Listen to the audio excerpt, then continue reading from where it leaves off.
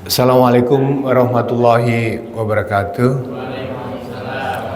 Alhamdulillahirabbil alamin wassalatu wassalamu ala sayyidina Muhammadin wa ala alihi washabihi ajmain. Amma ba'du.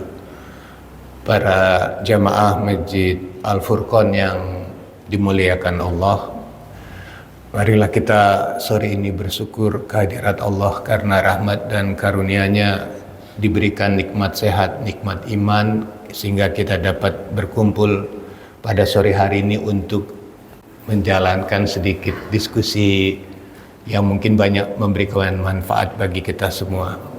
Tak lupa kita sampaikan salawat dan salam kepada junjungan kita Nabi Muhammad sallallahu alaihi wasallam. Semoga Allah Subhanahu wa taala memberikan rahmat dan karunia-Nya kepada junjungan kita, kepada keluarganya, para sahabatnya semua.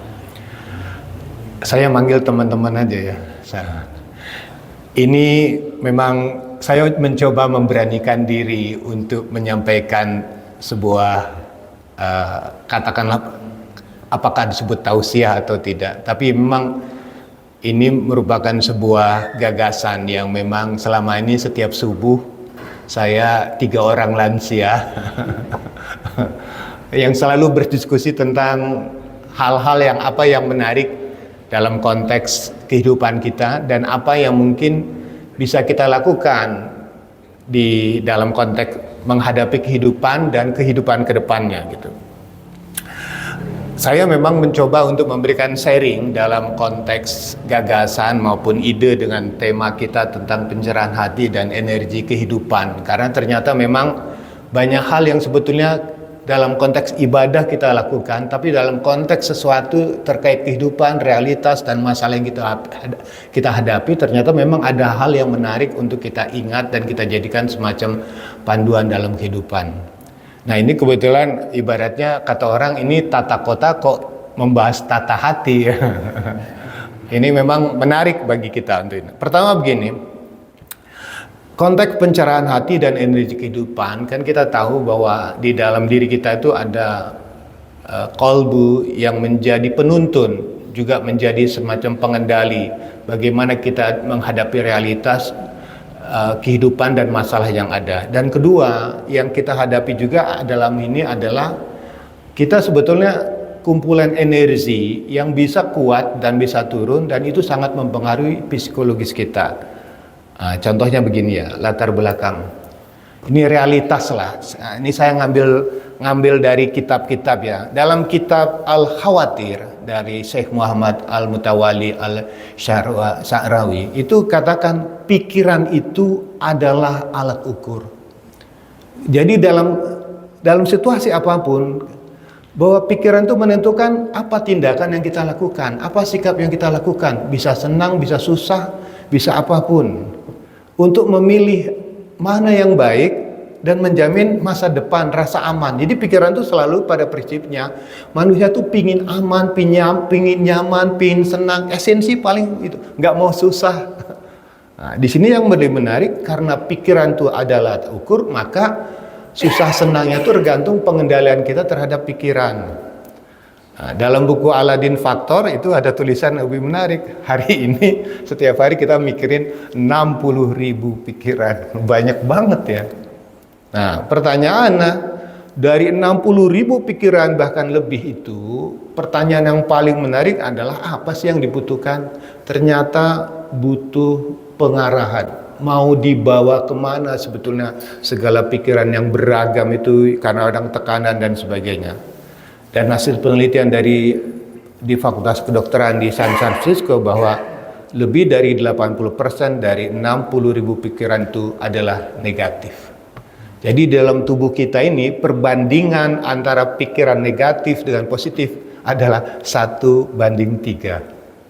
1 pikiran positifnya, 3 pikiran negatifnya. Itu satu tantangan sebetulnya. Bagaimana ketika kita menghadapi situasi apapun, karena begitu banyaknya pikiran-pikiran negatif yang kita hadapi, maka otomatis dia akan menjadi sebuah tantangan ya. Bagaimana merubah dia itu ya. Dan bisa dikatakan pikiran negatif itu asam lambung lah yang paling mudah menyerang. Siapa yang sering kena asam lambung di sini? Jadi begitu mikirin buruk, asam lambung naik, GERD muncul, dan sebagainya.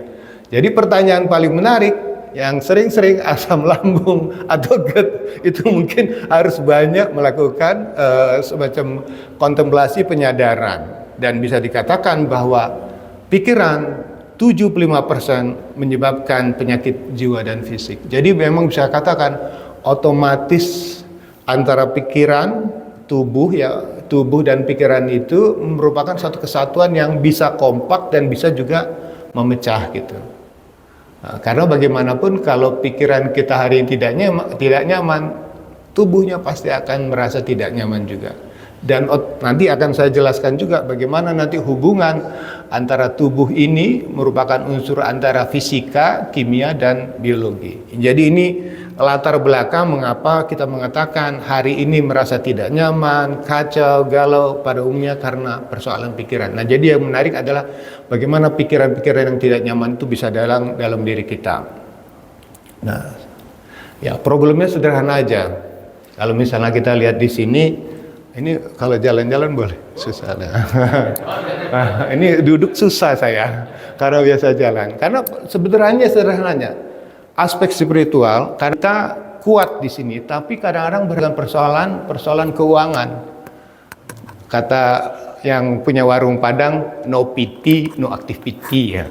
Piti, no motivasi, no piti, no prestasi, no piti, lama-lama mati lah. Jadi PT itu bisa menjadi struktur yang mempengaruhi pikiran kita dan menjadi bisa tenang dan bisa tidak tenang. Masalah keluarga, kesehatan, karir dan sebagainya. Yang memang akan mengganggu kita. Dan pertanyaannya kan bagaimana ketika menghadapi 6 dimensi dalam kehidupan ini, kekuatan mana yang bisa membuat kita tidak goyah dan tidak terus-menerus dalam aura kesedihan gitu. Nah, jadi ternyata yang kita lupa selama ini bahwa selama ini kita hanya memikirkan pada kesehatan yang bersifat fisiknya, mentalnya tidak. Saya suka tanya sama Pak Endi, Pak Endi, kalau ke apotik ada obat penenang hati nggak? Saya beli. Kata Pak Endi, nggak ada obat penenang hati, yang ada obat penenang. Jadi kadang-kadang karena persoalan kesehatan mental itu tidak terjaga sama tidak, ujungnya sederhana aja, tidur aja harus bayar. Untuk apa? Beli obat. Jadi kita ada jangkar membuat seakan-akan kehidupan itu bahagia jikanya itulah yang kadang-kadang sangat mempengaruhi. Dan kita pada umumnya aspek kesehatan mental ini adalah hal yang kadang-kadang tidak dianggap penting karena kita lebih suka pada aspek kesehatan fisiknya.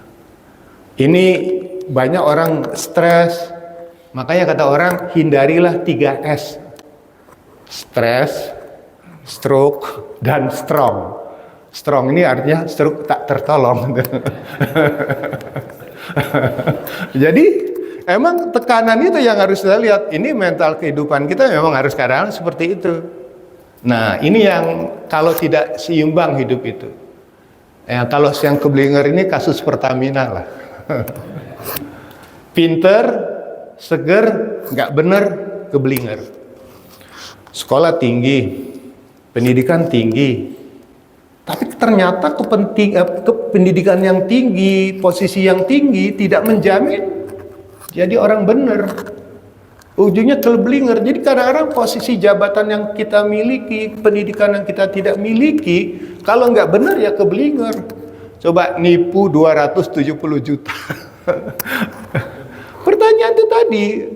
Jadi kita kadang-kadang suka terjebak kepada atribut gelar. Apakah yang makin banyak gelar itu makin baik atau makin nggak benar? Apa kepintaran-kepintaran yang dimiliki itu membuatnya karena tadi ada persoalan ketidakseimbangan. Jadi keblinger lah. Jadi kalau di Indonesia dikatakan apakah korupsi itu udah jadi budaya? Ya itu tadi pertanyaannya. Jadi menjadi mental. Kelengar, pinter, bener, nggak seger. Ya kelengar. Kita pinter, ya kan, bener. Tapi mana-mana bawa masalah. Saya suka mengatakan gini. Kalau kita ke Jawa atau ke desa itu bawa ibu-ibu bawa kayu di atas kepalanya, tapi bisa tersenyum. Sementara kita kemana-mana nggak bawa apa-apa, nggak bisa senyum. Artinya dia bawa beban, kita bawa masalah. Jadi kita kemana-mana bawa masalah, kemana-mana bawa masalah. Itu jadi nggak seger. Ujungnya tadi kelengar. Seger bener, nggak pinter, ya minder. Ini kan segar benar, tapi nggak pinter. Nggak berani bicara, nggak berani tampil, nggak berani, oh saya kan begini, saya kerja. Jadi mental bloknya sudah terjadi. Nah memang yang paling menarik adalah jika mampu tawajun dan mampu menjabri keseimbangan. Nah keseimbangan ini yang memang perlu proses untuk mendalami dan menghayati di dalamnya. Oke, nah ini pilihan. Nah, jadi hidup itu pilihan, memilih resah, bimbang, dan tenang. Jadi di kita itu ada pikiran sadar. Pikiran sadar itulah pikiran aktif. Jadi alam sadar, alam bawah sadar. Kekuatan paling besar itu adalah di bawah alam bawah sadar sebetulnya. Jadi kalau misalnya pikiran sadar itu resah biasanya, aktif.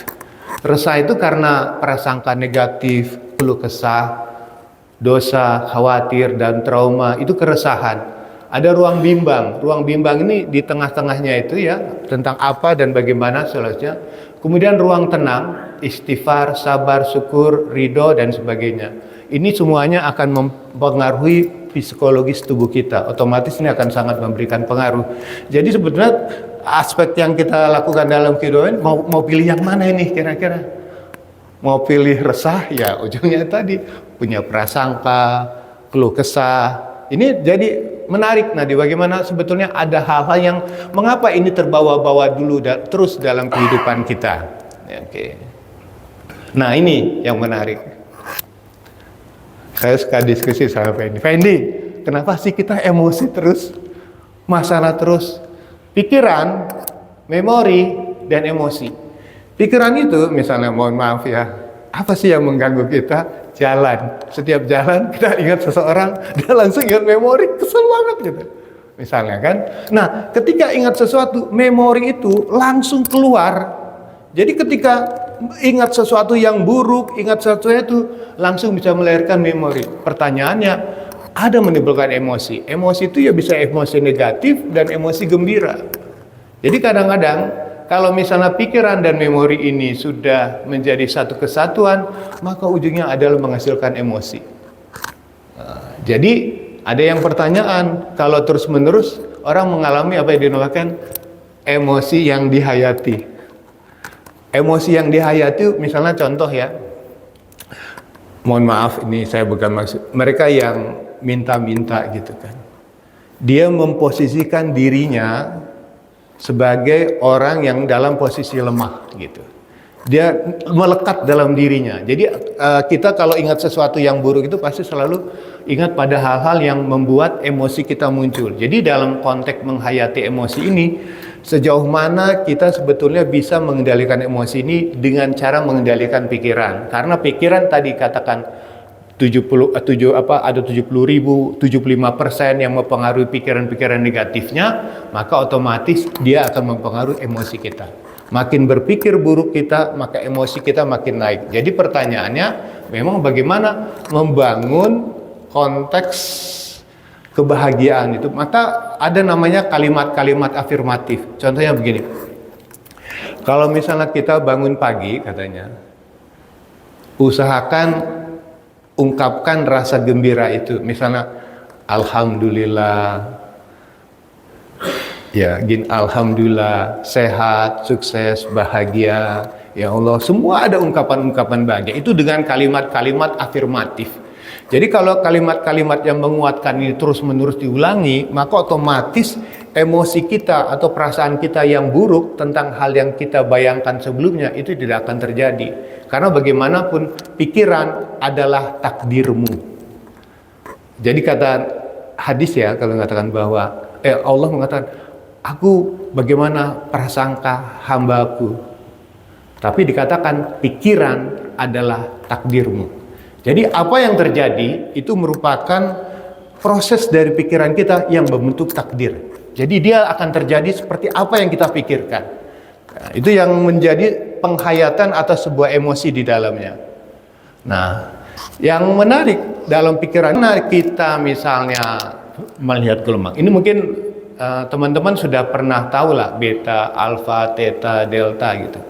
Jadi kalau dalam karang sebetulnya kita sedang bicara dalam kondisi beta gitu ya. Tapi pertanyaan lebih lanjut, ada alfa, lebih turun lagi, theta dan delta. Pertanyaan paling menarik, waktu sholat sebetulnya kondisi kita kondisi yang bagaimana itu? Delta tidur. Delta itu tidur. Nah, alfa dan theta ketika kondisi sedang turun, tidak dalam kondisi beta misalnya, alfa, Allahu Akbar, terus kita ini adalah ruang terbaik sebetulnya untuk memasukkan, misalnya contoh kalau kita jadi makmum mendengarkan apa yang dibaca oleh imam, itu membuka ruang. Jadi alam bawah sadar itu hanya bisa terbuka ketika dalam kondisi alfa dan theta. Jadi nasihat-nasihat itu hanya bisa diterima ketika kita dalam kondisi dalam kondisi nyaman, rileks dan terbuka. Jadi ada nasihat orang mengatakan jangan marahi orang ketika sedang marah dia. Jangan nasihati orang ketika sedang marah. Jadi disinilah sebetulnya yang paling menarik ketika kita melakukan kontemplasi atau merenungkan ketika dalam sholat ini sedang menghadap Allah, fokus dan sebagainya. Ini yang sebetulnya paling menarik untuk melakukan perubahan-perubahan atau pikiran-pikiran buruk itu kita bisa hilangkan di kondisi alfa dan theta. Ini kalau delta memang kondisi ini. Kalau sekarang mungkin sebagian karena lagi puasa mungkin sudah ada yang kondisi delta karena nyaman. Jadi pertanyaan rasa nyaman itu penting. Contohnya rasa nyaman misalnya, kalau kita bawa kendaraan, kenapa istri kita bisa tidur ketika kita bawa mobil? Pertanyaannya karena dia merasa nyaman. Iya. Kalau dia tidak nyaman, dia melek terus. Dia akan komplain dengan segala sesuatu. Jadi kalau orang sekitar kita merasa nyaman, itu dia bisa tenang. Karena itulah ada pengaruh yang membuat kenyamanan itu menjadi sebuah pilihan yang menarik. Nah, kenyamanan itu dari mana? Sebetulnya kalau misalnya kita lihat, unsur tubuh kita itu kan adalah yang terdiri dari unsur biologi, kimia, dan fisika. Kenapa saya sampaikan seperti ini? Karena begini, kalau saya suka menyampaikan, fisika adalah energinya yang menggerakkan dan menariknya.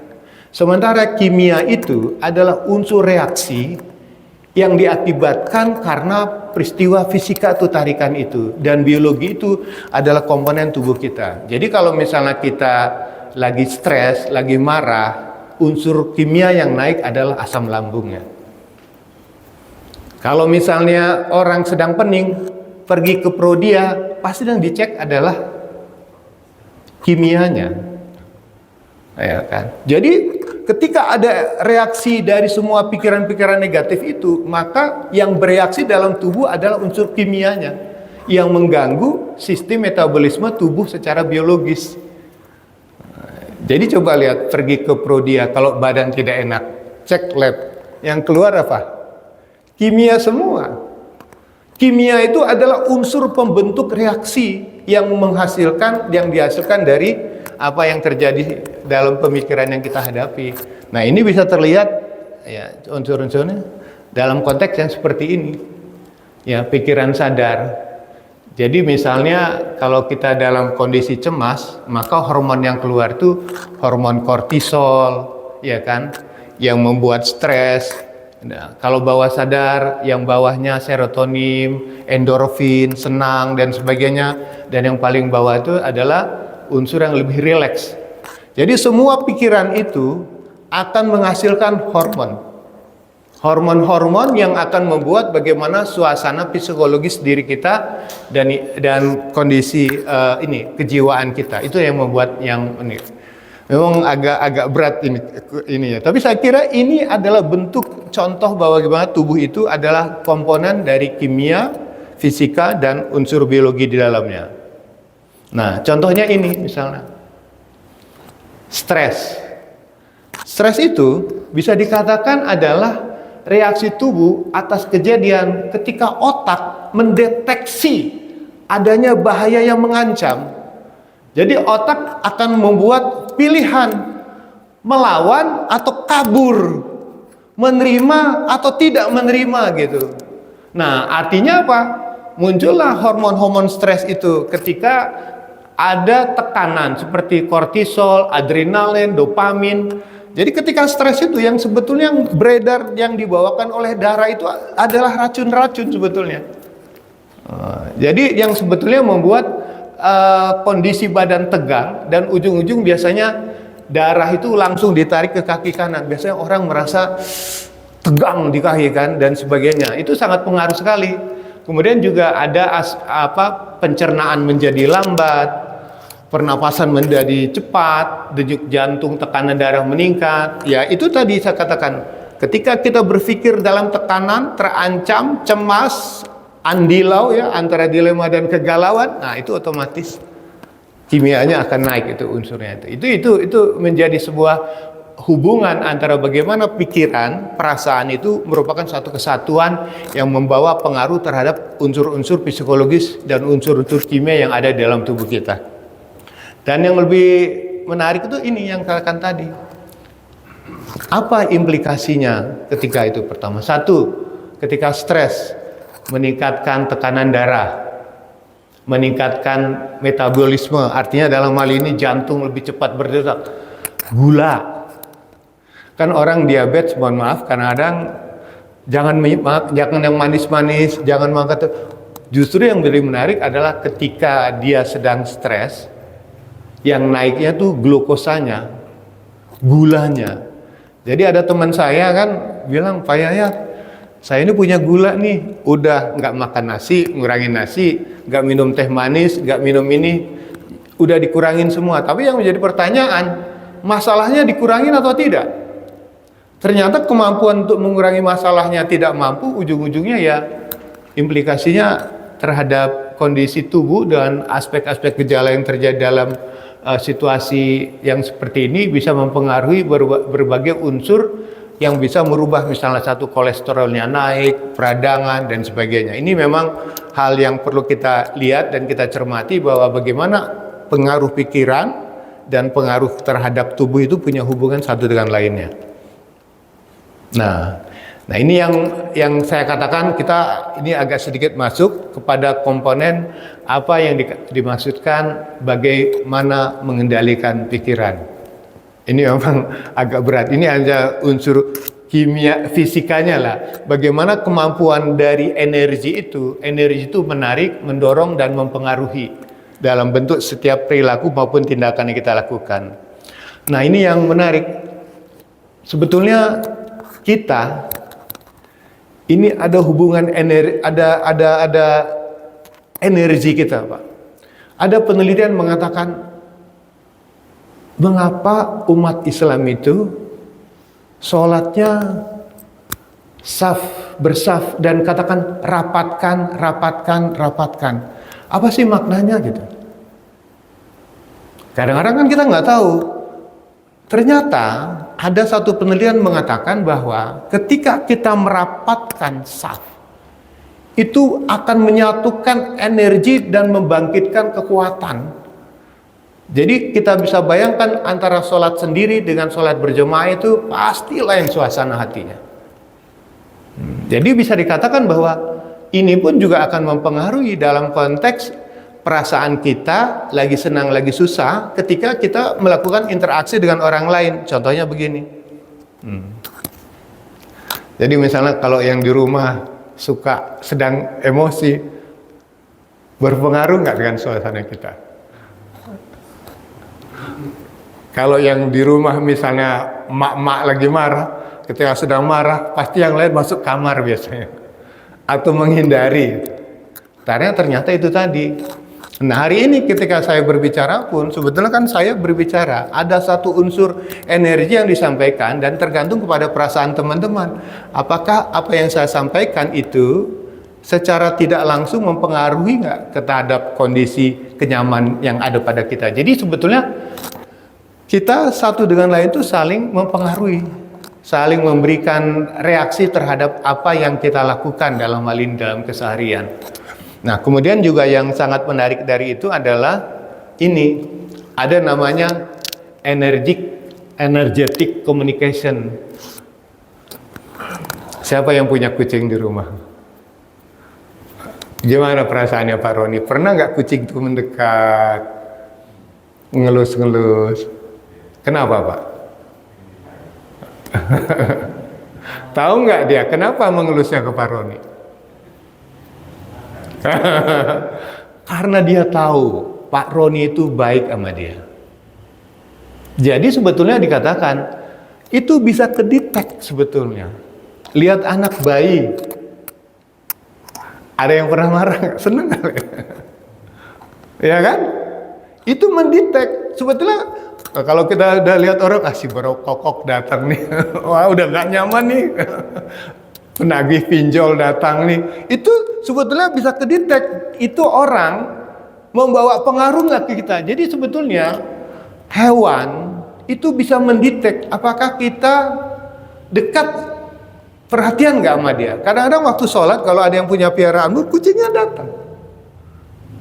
Itu sebetulnya ada pengaruh bahwa ada energi yang sangat berpengaruh hubungan antara lingkungan dengan orang yang ada di sekitar kita, ya kan? Dia sangat mempengaruhi. Jadi kadang-kadang kan orang kalau menghadap pimpinan pun kadang-kadang suka lihat mukanya dulu, mukanya ini lebih nyaman atau enggak dia. Lagi senang atau tidak. Kira-kira itu tadi yang saya katakan bahwa dalam kita ini ada hal-hal yang sangat menarik sebetulnya bisa membangun sejauh mana kita bisa dekat dan bisa jauh dengan seseorang. Jadi misalnya dari kenyaman itu bisa dilihat, bisa diitukan. Nah, akhirnya memang terus terang saja bahwa koherensi, kekompakan, kedekatan bisa dibangun ketika kita masing-masing bisa sharing, arti bisa memperkuat, memberdayakan, kepedulian dan sebagainya. Jadi ini memang jamaah ini terus-menerus bertambah jika orang datang ke tempat ini dia merasa nyaman, merasa diwongke, merasa dipedulikan, merasa nyaman. Ini kadang-kadang masjid menjadi rumah pertama bagi orang-orang tertentu yang merasa mendapatkan ketenangan. Pertanyaan yang paling menarik sederhana gini, sederhana aja. Merasa lebih nyaman tenang di masjid atau di rumah atau di kafe atau di mana? Enaknya paling tenang di mana? Di masjid lebih tenang nggak?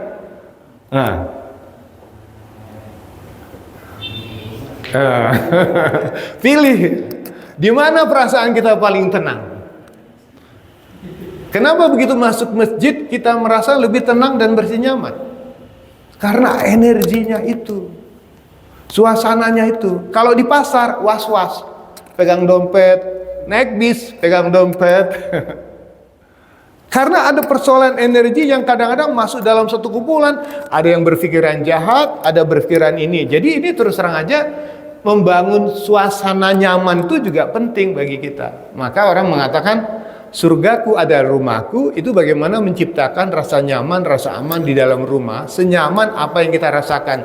Jadi kalau misalnya sudah ada rasa nyaman dan yang lain juga nyaman, maka ini otomatis akan membangun kenyamanan dalam kita. Nah, karena bukan apa-apa, ini agak berat ya memang. Karena ada pikiran antara apa yang dipikirkan, apa yang kita rasakan. Jadi katanya, kalau kita mau nyaman, misalnya dalam hal apa? Misalnya dalam sholat aja katanya. Satukan pikiran dengan hati.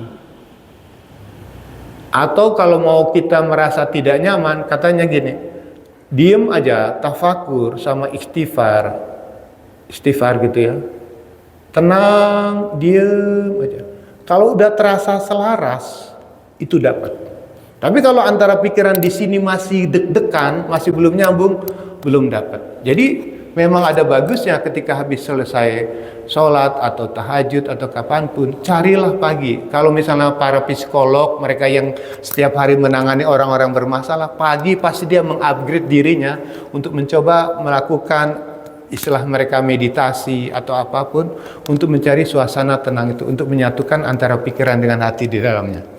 Nah, ini kan contohnya kalau suasananya seperti ini, ya itu tadi, pikiran, hati adalah merupakan satu kesatuan. Nah, jadi begini, kalau misalnya kita merasakan, melihat peristiwa, memikirkan dan merasakan. Ketika memikirkan itu, tanya hati, nyaman atau tidak, gelisah atau tidak, itu juga menjadi hal penting buat kita. Oke. Nah, jadi ada frekuensi-frekuensi yang mempengaruhi bagaimana kondisi badan itu, yang sangat dipengaruhi oleh persoalan-persoalan yang terjadi dengan lingkungan sekitarnya. Nah, ini ada contoh bahwa tubuh kita itu ada unsur energi. Jadi sebetulnya kalau misalnya kita berpikiran negatif, kalau itu 62 sampai 72, tapi kalau misalnya kita berpikiran negatif, itu turun. Terus berpikiran negatif. Jadi banyak orang ada yang katakan begini, seseorang yang kena cancer, katanya salah satu sebabnya adalah karena kesedihan yang berkepanjangan, karena ada kegalauan atau rasa sakit atau pikiran yang menyebabkan kondisi tubuh itu, hormon-hormon atau segala unsur metabolisme itu membentuk kepada suasana yang memang tidak nyaman lah. Jadi semakin banyak negatifnya, sebetulnya lebih banyak mengundang pada hal-hal yang bikin sakit. Ini saya lewati saja mungkin. Nah, sekarang mungkin yang mencari tantangan kita adalah gini. Memikirkan berarti mengundang. Jadi ketika tubuh ini sedang dalam kondisi memikirkan sesuatu, ada hubungan daya tarik namanya.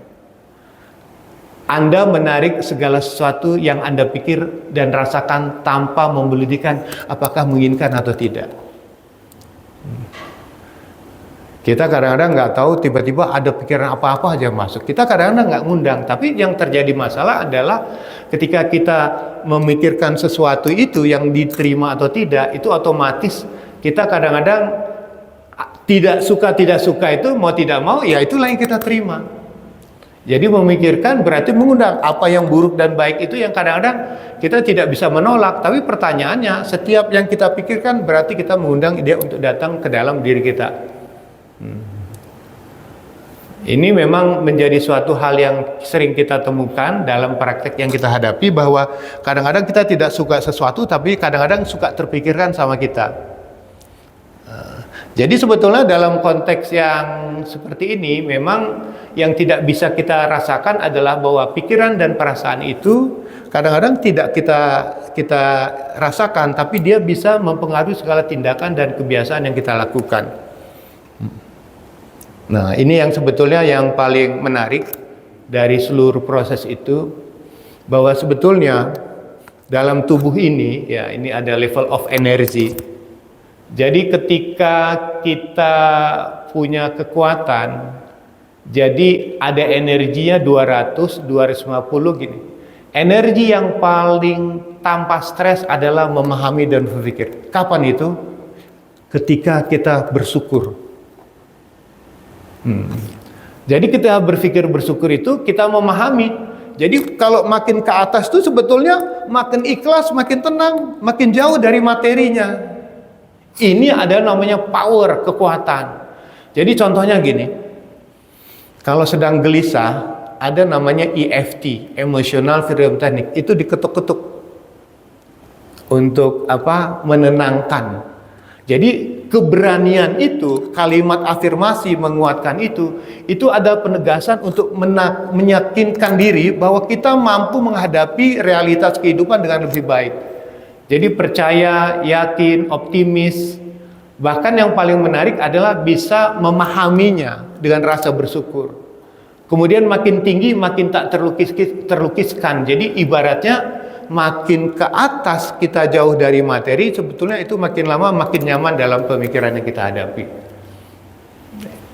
Terus kemudian kalau energi yang buruknya adalah dalam konteks bangga, marah, kemudian ada hal-hal yang memang rasa takut, kesedihan, ini melemahkan kita. Itu yang membuat kita dalam hal ini menghadapi realitas bagaimana sebetulnya kondisi yang seperti ini bisa mempengaruhi kita dalam konteks membangun rasa tenang. Jadi kalau yang paling bagus adalah kalau misalnya kita ada keikhlasan sebagai bagian dari kehidupan untuk kita jalani sehingga lebih lapang di dalamnya. Saya lewatin sana. Jadi ternyata begini, kalau orang-orang yang punya kemampuan yang cukup tinggi, energinya di atas 700 misalnya cukup besar, misalnya di ini 700 itu antara lain orang yang mencerahkan itu dia mampu untuk menetralisir 70 juta individu di bawahnya yang levelnya 200. Jadi mereka yang tercerahkan kesadarannya bisa menenangkan orang-orang di bawahnya. Contohnya misalnya ya, ketika ada masalah, warga sedang resah, Pak RW datang. Pak RW ditunggu-tunggu nih untuk menenangkan mereka yang gelisah. Karena kemampuan dalam hal ini Pak RW bisa menjelaskan, menenangkan kepada warga, itu mampu untuk membuat mereka-mereka yang sedang resah, sedang gelisah gitu ya, bisa ditenangkan. Jadi satu individu bisa menetralisir mereka yang sedang punya banyak masalah di bawahnya. Ustadz Asep misalnya, itu bisa dengan adanya Ustadz Asep, jamaah lebih tenang karena tidak tunjuk-tunjukkan misalnya kan. Ada yang membuat merasa nyaman, itu bisa membuat gelisah. Nah, jadi sebetulnya orang-orang yang punya kemampuan tinggi itu yang mampu menurunkan, menetralisir mereka-mereka yang ada di bawahnya. Ini demikian sampai ke bawah. Saya percepat aja ya. Nah ini. Kemudian bagaimana menjadi diri yang baru. Nah ini konteksnya pada Ramadan. Ini esensi penutupnya lah kira-kira di sini. Di dalam bulan Ramadan kita sudah sering dengar bahwa di Al-Baqarah ayat 183 dikatakan, wahai orang-orang yang beriman, diwajibkan atas kamu berpuasa sebagaimana diwajibkan atas orang-orang sebelum kamu agar kamu bertakwa. Pertanyaannya, apakah sesudah Ramadan ketakwaan kita meningkat atau turun? Semakin baik atau semakin tidak gitu. Jadi dalam hal ini menjadi hal yang perlu kita cermati dalamnya. Nah ternyata kalau misalnya dilihat bagaimana takwa itu menjadi diri yang baru, kalau diartikan kan takwa itu adalah melindungi, menjaga atau menghindari ya. Dan di sini dalam konteks Islam adalah bagaimana tindakan seseorang menghindari dirinya dari dosa dan perilaku yang tidak sesuai dengan ajaran agama. Nah pertanyaannya kan salah satunya adalah yang tadi saya katakan bahwa kekuatan untuk yang menenangkan itu di dalam tubuh yang berkualitas itu ada segumpal daging, maka seluruh tubuh menjadi baik. Yang segumpal daging itu adalah hati. Nah, satu hal yang menarik adalah apa sebetulnya yang menjadi pengendali unsur ketakwaan itu adalah pada kondisi hati sebetulnya. Kalau hati galau dan gelisah, maka fujur atau sifat buruk itu yang muncul adalah jika nanti apa yang kita hadapi kondisi hati itu bisa melewati batas hati, misalnya terlalu terlalu berlebih-lebihan, atau misalnya ke bawah itu di level yang paling sedih dan tidak nyaman dan sebagainya. Ini menjadi suatu kondisi bagaimana fujur itu menjadi suatu batas bagaimana kondisi hati sangat mempengaruhi. Nah, kalau dalam konteks ketakwaan itu adalah dalam konteks pengendaliannya. Selama dia dalam kondisi hati yang nyaman, maka otomatis kenyamanan itu akan muncul. Nah, ini diri yang baru, saya lompatin saja karena waktu. Nah, ini yang perlu kita rubah, misalnya dalam konteks bagaimana merubah suasana hati yang lebih nyaman adalah merubah cara kerja kita yang memang bisa dikatakan ada pola kerja yang selama ini mungkin kita lebih fokus kepada target cepat, berhasil dan sebagainya, dengan cara kerja yang mungkin harus kita biasakan dengan budaya barokah dalam hal ini. Jadi misalnya bagaimana orientasi bekerja itu memang karena Allah, kemudian didorong oleh keinginan fokusnya pada akhirat, dan dalam hal ini juga akan memberikan perubahan-perubahan yang bisa mempengaruhi penyebab mengapa kiri dan kanan itu sangat berbeda dalam pendekatan-pendekatan yang dilakukan. Nah, salah satu yang mungkin kita harus lakukan dalam konteks merubah itu adalah bagaimana merubah zona pikiran zona nafsu dan zona ikhlas itu, bahwa posisi yang dikatakan zona nafsu itu adalah pada kondisi yang takut, marah, cemas, dan keluh. Sementara di zona ikhlas itu pada level yang pada lebih bersifat zona ikhlas, bagaimana syukur, sabar, fokus, dan tenang itu menjadi bagian yang tidak terpisahkan. Jadi sebetulnya yang menarik jika nanti kita melihat gelombang energinya itu fokus kepada hal-hal yang lebih bersifat tinggi tanpa hambatan di dalamnya. Saya mungkin lebih senang melakukan diskusi saja ya, mungkin, atau sudah selesai. Ini agak panjang karena ini suasananya harus kita rubah. Ini kelihatannya energinya pada low semua ya, karena menjelang sore. Mungkin dengan cara dialog mungkin bisa kita lakukan. Terima kasih.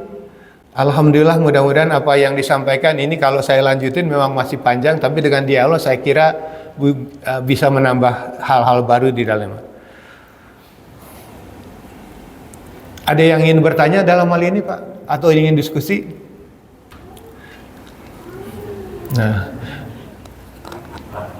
Oh, prakteknya. Ah, ini menarik, Pak, prakteknya ya. Nah, ini satu. Ada hal yang menarik, sebetulnya bagaimana cara mempraktekkannya itu. Ini agak beda kalau lagi ngomong biasa dengan ngomong di panggung. Satu, ada saran mengatakan begini, kapan kita bisa merubah pikiran-pikiran buruk atau hal-hal yang negatif itu bisa dilakukan. Pertama kalau kita dalam kondisi tafakur, ketika kita dalam kondisi tafakur, misalnya dengan kontemplasi gitu. Tapi ada juga yang lebih sederhana. Ketika ada masalah, cobalah tersenyum. Cobalah senyum. Kerasa nggak? Ada perasaan yang berbeda. Senyumin aja, tapi bukan jogetin aja gitu ya. Nah, kenapa dijogetin aja? Itu beda, karena dia membuat ketika kita direndahkan, dicaci, disalahin. Kan ketika menghadapi tekanan seperti itu, apa sih sikap yang kita lakukan gitu kan? Yang kita lakukan adalah bagaimana menyikapi persoalan itu dengan cara mengkondisikan tubuh. Pertama satu, yang kalau yang dipraktekkan tuh ya, salah satu begini. Misalnya kita melakukan tafakur, atau misalnya ya kalau istilah lain tuh melakukan meditasi, mereka itu adalah membuka ruang bawah sadar kita itu untuk kita berikan masukan pikiran-pikiran yang membuat suasana hati lebih tenang dan lebih gembira. Nah, salah satu begini yang bisa kita lakukan adalah mengucapkan kalimat-kalimat afirmatif, kalimat-kalimat penguat gitu. Nah, misalnya contoh yang kita lakukan misalnya dengan zikir, atau misalnya menggunakan kalimat-kalimat saya sehat, saya kuat, saya ridho, saya ikhlas, yang terus menerus itu lama-lama akan membentuk satu pemikiran baru di dalam tubuh kita. Jadi pikirkan, jalani, dan menjadi. Pikirkan, jalani, dan menjadi. Ini memang agak berat, tapi butuh proses, Pak. Saya kira proses itu yang kita butuhkan untuk kita hadapi dengan lebih sabar. Jadi kalau kembali kemari, pertanyaannya tadi, kalau misalnya kita ingat masa lalu, ya banyak bersyukurlah. Tidak perlu banyak kecewa dan sebagainya. Tapi ke depan itu, sabar, tenang, ikhlas itu menjadi hal paling mendasar dalam praktek yang kita lakukan gitu. Memang agak berat, tapi perlulah istiqomah di dalamnya.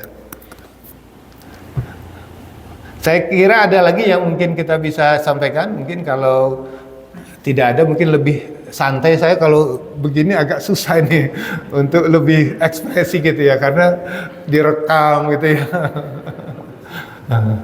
Kalau misalnya lagi bertiga itu lebih nyaman itu untuk ide-ide gagasan yang lebih terbuka gini. Ini kan seperti ngajar kuliah S3 ini.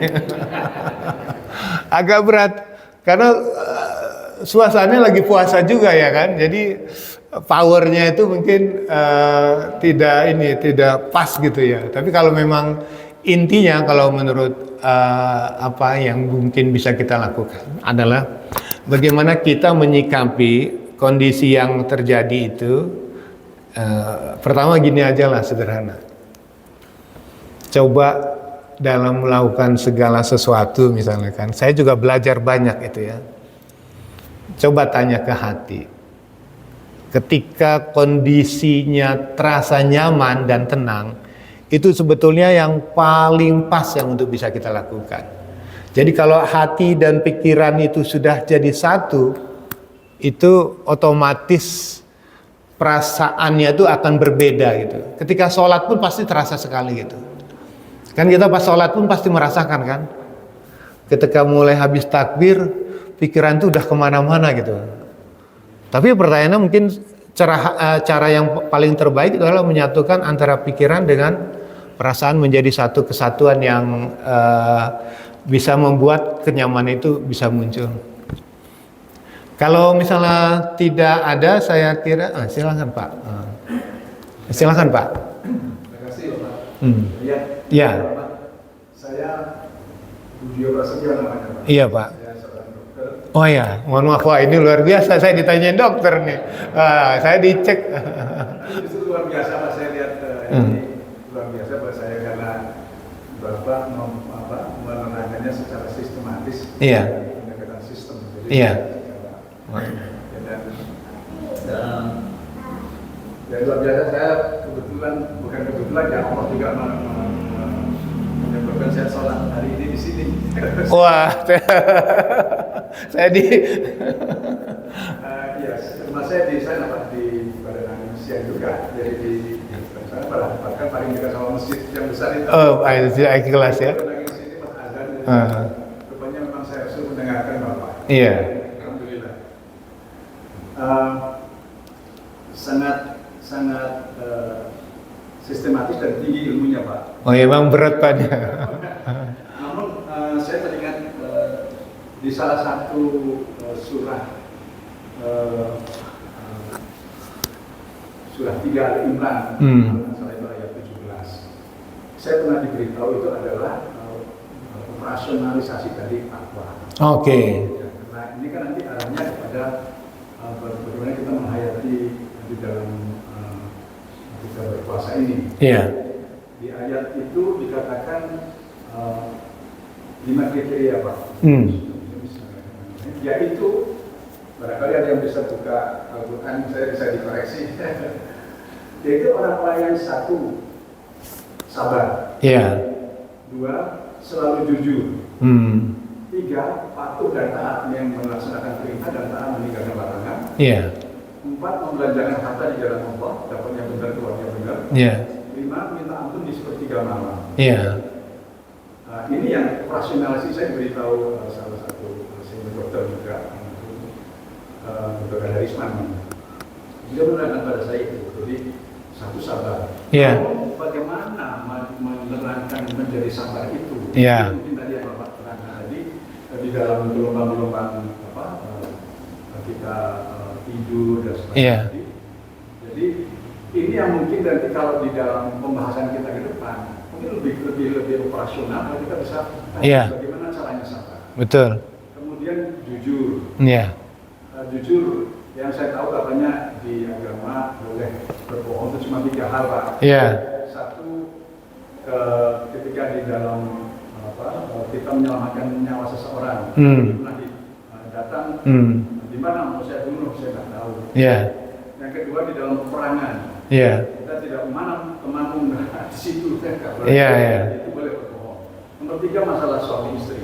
Ini juga memudahkan saya dalam praktek kedokteran Pak. Iya. Masuk praktek Pak. Nah, jadi masalah suami istri itu mereka sudah janji di depan Allah sehingga mereka tidak boleh gerak. Iya. Saya dalam praktik misalnya ada orang yang berobat dengan keluhan nyeri atau infeksi saluran kemih. Saya tahu ini habis jajan lah, kira-kira. Saya bilang, ini Bu, karena ibunya ikut. Suami saya ini sakit apa? Infeksi, saya bilang. Infeksi saluran kemih karena kurang minum. Oh. Nah, gitu kan. Memang kurang minum bisa menyebabkan infeksi, Pak. Konsentrasi kuman dan kemudian karena selalu berhubungan minum obat dua-duanya. Jadi artinya saya tidak bisa bilang ini penerima lah. Nah, saya nggak bilang itu karena itu memang dibolehkan di dalam agama. Ini benar memudahkan buat dokter praktek. Jadi kemudian ketiga tadi patuh dan taat. Patuh melaksanakan perintah. Tentu uraian ini yang nanti yang diperintahkan apa, yang dilarang apa, itu yang kemudian membelanjakan harta di jalan Allah tadi dapatnya benar, keluarnya benar. Ini tidak terjadilah peristiwa apa namanya? Pertamina. Dan seperti yang paling ini tadi Bapak katakan minta ampun di sepertiga malam. Minta ampun di sepertiga malam ini sebetulnya khusus yang tadi dikatakan Allah sendiri yang hadir untuk mendengarkan dan mengaturkan permintaan kita. Itu mungkin pikiran Pak, barangkali kalau kita nanti ke depan mau dibahas Pak itu karena semoga menjadi takwa itu sebetulnya semoga jadi 5 kriteria itu yang dilatihkan di dalam 1 bulan. Jadi hasilnya nanti setelah kita selesai melewati Ramadan itu 5 kriteria itu kita sudah menjadi bekal di dalam 11 bulan. Terima kasih Pak. Jadi saya bahkan saya rekam tadi waduh. Memang mempraktekannya itu tadi. Jadi saya pernah mendengar satu yang bagaimana sholat yang baik itu tentu harus dilatih sebelum sholat. Di luar sholat, yaitu membuat sesuatu yang akan kita sebut tadi menjadi subconscious mind. Bawah sadar kita, sehingga ketika kita menyampaikan Allahu Akbar, ada dalam pikiran kita itu apa yang dimaksud Allahu Akbar? Apa besar itu badannya, apa besar itu kekuasaannya, apa tidak? Definisi lebih detail mengenai Allahu Akbar itu diuraikan. Sehingga ketika menyampaikan Allahu Akbar itu di dalam pikiran kita harus tahu mengerti arti, paling tidak artinya ngerti dulu, baru nanti bisa menghayati apa maksudnya. Dan setiap di Al-Fatihah itu sudah punya kata lengkap di sana. Dan saya menarik kemarin salah satu teman saya, dokter kebidanan yang dia menerjemahkan Al-Quran sudah 15 tahun. Masya Allah. Menginterpretasikan dan sampai bahasa. Jadi sebagai contoh saya diingatkan ini. Waktu kita sholat itu kan berdialog. Dengan yang Maha Kuasa. Terus ada satu ayat setelah Al-Fatihah kita membaca Qul huwallahu ahad. Nah, dia kata saya, coba kamu renungkan. Ketika kamu membaca Qul huwallahu ahad, kamu sedang berbicara dengan Allah. Terus yang suruh bicara siapa? Qul, katakan. Saya ngomong siapa? Kalau kita berbicara dengan orang lain, kita bisa menyampaikan itu seperti kata. Ketika kita menyampaikan Qul huwallahu ahad, ketika kita sholat sendiri, maka yang disebut Allahul Ahad. Jadi Allah itu menyebut lagi, Qul lagi. Itu artinya bahwa bagaimana kita bisa mendapat manfaat yang besar dari sholat itu, karena kita bisa mengetahui satu persatu dari apa yang kita ucapkan itu dan mengerti maksudnya. Dan ini juga barangkali nanti bisa dapat. Kan saya juga kaget ketika teman saya mengingatkan itu berarti kita harus mengetahui satu persatu dan mengerti apa yang kita katakan itu sehingga kita bisa menghayati dan kita bisa mengambil manfaatnya. Mungkin saya. Waduh, terima kasih. Ini luar biasa nih, narasumbernya ada di sana. Jadi gini, yang menarik, ada yang mengatakan, Thomas Alva Edison mengatakan, dokter yang baik di masa depan itu bukanlah dokter yang mengasih obat, tapi yang mengasih nasihat. Cuman sekarang dokter kalau ngasih nasihat nggak dapat obat. Mohon maaf, saya sependapat dengan Pak Dokter Budi. Pak, tadi ketika kita sedang sholat, nyaman itu muncul ketika memahami dan berpikir. Jadi secara energi ketika energi sholat itu bisa terbentuk kalau kita memahami dan berpikir. Energinya tuh sampai di situ. Makin ke atas itu makin lupa. Maka kalau di kita ke bawah katanya, ini ujungnya adalah ke materi semua. Jadi misalnya kalau misalnya orang kekurang, hari ini nggak ada uang, nggak ada beras atau nggak ada itu force-nya ke bawah deh. Jadi menekan takut, sedih, apatis. Jadi ini yang membuat orang merasa tak berharga, malu, menyalahkan, putus asa dan menyesal. Jadi kalau misalnya dia makin levelnya makin ke atas, itu udah misalnya mohon maaf ya, cinta orang tua sama anak, orang tua tuh menghabiskan apapun karena rasa cinta. Jadi cinta, ketulusan itu yang paling besar sebetulnya energinya.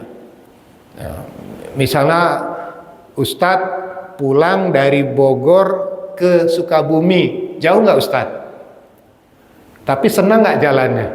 Senang. Karena rasa cinta itulah yang membuat energi itu kuat. Jadi kalau misalnya tadi dikatakan oleh Pak itu, saya sangat sependapat sekali.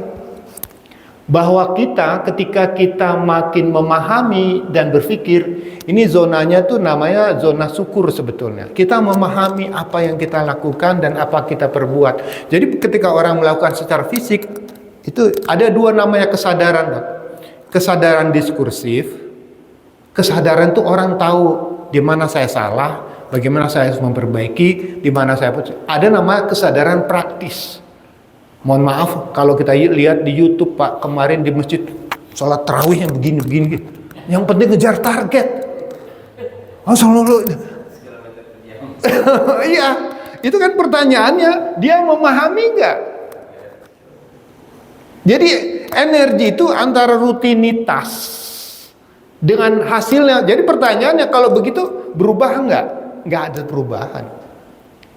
Jadi katanya ketika kita misalnya tadi ya, kalau saya kebetulan ini saya bilang sama teman-teman dua ini Pak, saya tuh membaca buku kalau tidak saya pahami itu nggak akan melekat di dalam pikiran kita. Ketika kita memikirkan sesuatu Pak, itu enzim itu atau hormon itu membentuk dan menyimpan filenya Pak. Jadi filenya itu disimpan dalam bentuk unsur-unsur kimia di dalam kepala itu. Jadi kalau kita mengingat yang baik, dia akan nempel terus dan lama-lama membentuk kebiasaan. Jadi memikirkan, menjalani, dan menjadi. Kita itu memikirkan, tidak menjalani, dan tidak menjadi. Nah pertanyaannya, puasa ini kita pikirkan benar-benar nggak ibadahnya deh? Menjalani ya, menjalani. Pertanyaannya, dalam menjalani berapa besar kadarnya? Di sini yang tadi, apakah puasa itu energi yang lebih positif ke atas atau ke bawah? Kadang-kadang orang puasa takut nggak bisa puasa kehabisan kolak. Jadi maksud saya rasa-rasa inilah yang sebetulnya jadi membuatkan ini. Nah ada contoh mengatakan, saya suka sampaikan gini, lagi hujan gitu ya, kita keluar stasiun gitu, saya suka cerita Pak Endi. Dalam pikiran yang masuk ke dalam pikiran kita, hujan bikin sakit, itu udah terpendam dalam pikiran kita. Tapi ketika ada anak tukang ojek payung Pak, dia begitu lihat hujan, duit, kita sakit. Jadi ketika anak-anak itu kita pakai payung, dia hujan, dia sini payung, enggak, dia sehat. Sepanjang jalan kita ketakutan, sepanjang jalan dia ngitung Pak. 10.000, 5.000, 15.000, 10.000, 15.000, 20.000. Saya kalau menerangkan cara gini lebih nyaman sebetulnya. Ya, 15.000. Nah, euforia gembira itulah yang membuat dia jadi sehat Pak.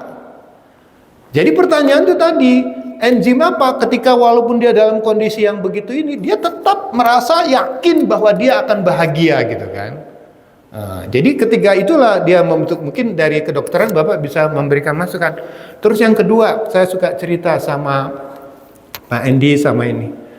Kalau kita terjadi orang yang namanya tuh kuda lumping. Kenapa ketika makan beling dia tidak luka? Apa yang menyebabkan itu?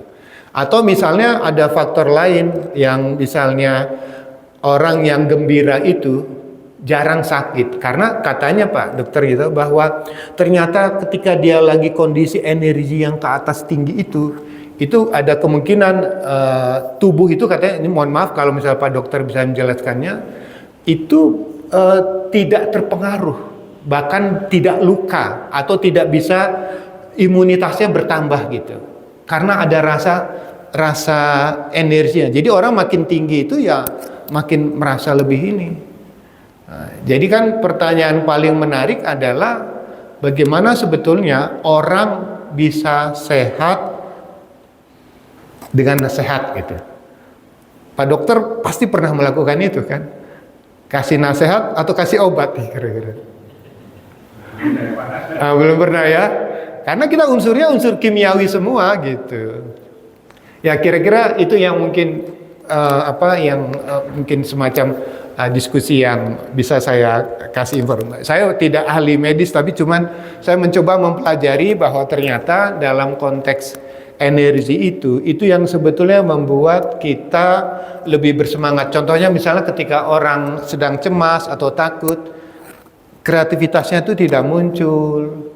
Misalnya sore ini ibadah, misalnya kan Pak RW nanya saya, Pak Yat, tadarus yuk.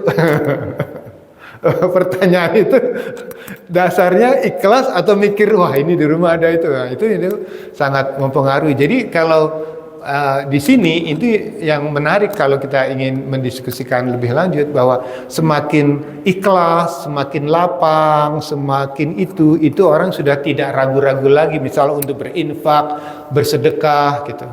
Energi apa yang membuat dia begitu ringan mengeluarkan biaya, ringan melakukan itu. Dan satu katanya ada kata cinta yang membuat keikhlasan itu muncul. Salah satu bentuk cinta itu adalah ketika azan, nunggu di rumah, buru-buru ke masjid atau tidak. Energi cinta, energi dalam konteks memahami, optimisme, yakin, itulah yang mendorong sebetulnya orang mau bergerak. Apa yang menyebabkan orang setiap waktu 5 tahun di tiap azan datang ke masjid duluan? Apa sih yang menggerakkan? Dapat apa sih di sini misalnya? Itu kan menjadi pertanyaan.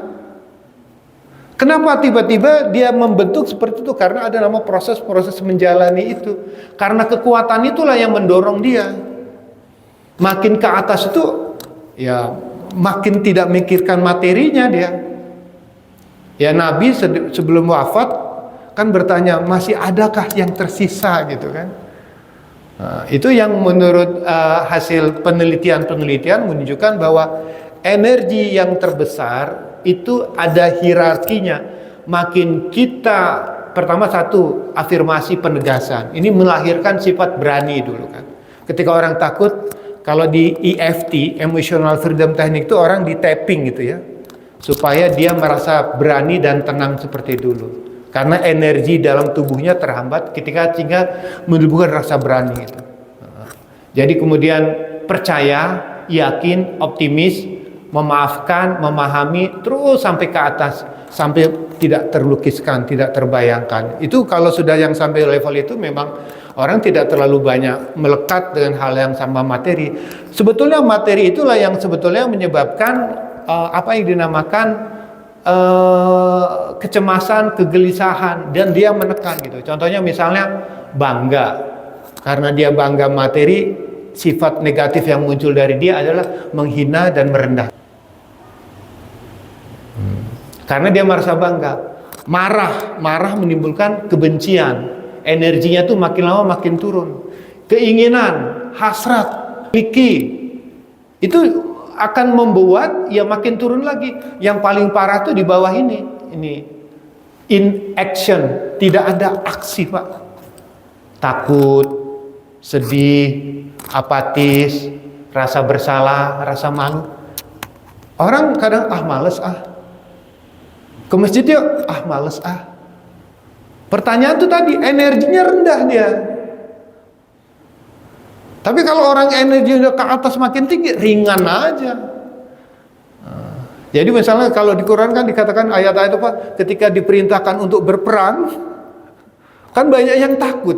Kenapa ada perintah untuk berperang, untuk misalnya jihad dan sebagainya? Karena tadi ada takut mati, takut hilang materi, takut dan sebagainya. Inilah yang sebetulnya force-nya tuh yang membuat orang makin lama makin ini.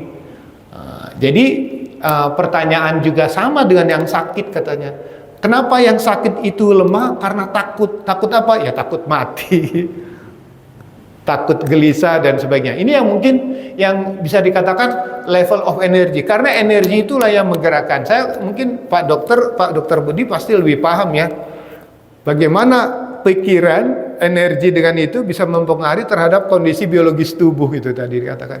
Tadi betul dikatakan misalnya pada kantong kemih, ternyata ada penelitian yang mengatakan bahwa stres yang berpanjangan itulah yang menyebabkan munculnya gangguan-gangguan pada kantong kemih, gangguan pada bagian lain. Jadi memang pengaruhnya itu ibaratnya ada energi yang terhambat di dalam tubuh, sehingga makin lama dia membentuk satu ya apakah hormon atau enzim yang membentuk hambatan di dalam tubuh kita.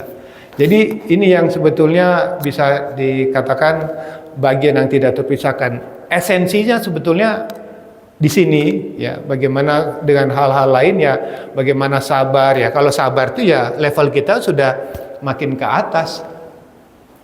Menerima, memaafkan, cinta, sukacita. Jadi kalau misalnya Pak RW yang selalu jadi motivator, Pak, ayo semangat, ayo itu, dia membangkitkan energi gitu kan. Kamu bisa, kita bisa. Kata-kata itu sebetulnya memberikan semangat untuk itu. Tapi kadang-kadang nasihat-nasihat semangat itu berpengaruh kepada mental block kita. Oh, saya kan lemah, saya kan orang kecil, saya nggak mampu, saya nggak semangat, saya nggak bisa gitu. Itu yang kadang-kadang menjadi masalah besar itu. Jadi kira-kira begitu Pak Dokter. Ini mohon maaf nih, saya dikoreksi langsung sama Dokter.